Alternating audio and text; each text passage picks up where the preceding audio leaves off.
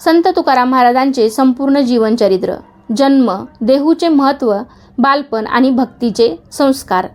नमस्कार मंडळी, सर्वांना श्री स्वामी समर्थ. आपल्या सर्वांचे पुन्हा एकदा नवीन एका व्हिडिओमध्ये अगदी मनपूर्वक खूप खूप स्वागत. आज आपण महाराष्ट्राच्या संत परंपरेतील तेजस्वी सूर्य वारकरी संप्रदायाचे महान संत जगद्गुरू संत तुकाराम महाराज यांच्या जीवन प्रवासाची सुरुवात जाणून घेणार आहोत. आजही लाखो वारकरी ज्ञानोबा माऊली तुकारामचा गजर करत देहूपासून पंढरपूरपर्यंत पायी वारी करतात.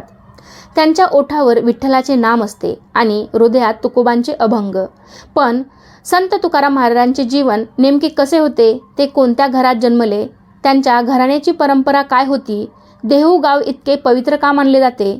चला या पवित्र प्रवासाची सुरुवात करूयात. पुणे जिल्ह्यातील इंद्रायणी नदीच्या पवित्र तीरावर वसलेले देहू हे गाव केवळ एक गाव नाही, तर वारकरी संप्रदायाचे श्रद्धास्थान आहे. इथे प्रत्येक रस्त्यावर भक्तीचा सुगंध जाणवतो. टाळ, मृदंग, हरिनाम आणि अभंगांनी हे गाव कायम दुमदुमत असते. याच भूमीत संत तुकाराम महाराजांचा जन्म झाला. तुकाराम महाराजांचा जन्म इसवी सन 1608च्या सुमारास झाला असे सर्वसाधारणपणे मानले जाते. त्यांचे वडील बोलोबा आंबिले म्हणजेच मोरे आणि आई कनकाई हे विठ्ठलाचे निस्सीम भक्त होते. घरात रोज पूजा, भजन, नामस्मरण आणि साधुसंतांचा सत्कार होत असे. यामुळे लहानग्या तुकारामांच्या मनात भक्तीची बीजे अगदी बालवयातच रुजली. तुकाराम महाराजांचे कुटुंब अनेक पिढ्यांपासून विठ्ठल भक्त होते. पंढरपूरची वारी करणे, एकादशीचे व्रत पाळणे, साधुसंतांची सेवा करणे आणि गरजूंना मदत करणे ही त्यांच्या घराण्याची परंपरा होती. म्हणूनच तुकाराम महाराजांना भक्तीचा वारसा जन्मताच लाभला. तुकाराम महाराज अतिशय शांत, प्रेमळ आणि दयाळू स्वभावाचे होते. इतर मुलाप्रमाणे खेळण्यात त्यांचे मन फारसे रमत नसे. त्यांना मंदिरात बसून भजन ऐकणे, विठ्ठलाचे नाम घेणे आणि साधुसंतांच्या सहवासात राहणे अधिक आवडत असे. गरिबांना मदत करणे हा त्यांचा स्वभाव होता.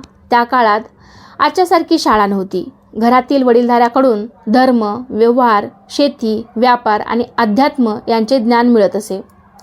तुकाराम महाराजांनी औपचारिक शिक्षण कमी घेतले असले तरी त्यांची बुद्धिमत्ता, निरीक्षण शक्ती आणि आध्यात्मिक अनुभव विलक्षण होते. याच अनुभवातून पुढे हजारो अभंग जन्माला आले. तरुण वयातच वडिलांच्या व्यापारात त्यांनी मदत करण्यास सुरुवात केली.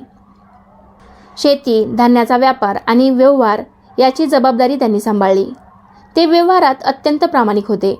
कोणी गरीब माणूस पैसे देऊ शकत नसेल तर त्याला मदत करणे त्यांना अधिक महत्त्वाचे वाटत असे. यामुळे लोक त्यांचा आदर करत, पण काही जण त्यांच्या साधेपणाचा गैरफायदाही घेत. तुकाराम महाराजांच्या मनात प्रत्येक जीवाबद्दल प्रेम होते. ते म्हणत असत की देव शोधण्यासाठी दूर जाण्याची गरज नाही, प्रत्येकाच्या अंतःकरणात विठ्ठल आहे. म्हणूनच त्यांनी आयुष्यभर प्रेम, दया, क्षमा आणि सत्य यांचा संदेश दिला. मंडळी, आज आपण संत तुकाराम महाराजांचा जन्म, देहूगावचे महत्त्व, त्यांचे कुटुंब, बालपण आणि भक्तीचे संस्कार याबद्दल जाणून घेतले. तोपर्यंत सर्वांना श्री स्वामी समर्थ. रामकृष्ण हरी. जय जय रामकृष्ण हरी.